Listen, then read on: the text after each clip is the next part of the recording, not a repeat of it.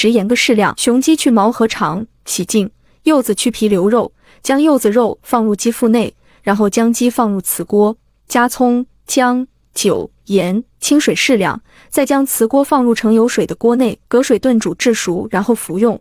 每2周1次，连服3次，效果会很不错。咳嗽变异性哮喘本身就是慢性病，要规范治疗。如果你也有咳嗽变异性哮喘的问题，可以在评论区打我要帮助，另外再点个免费的小关注，我就能帮到你。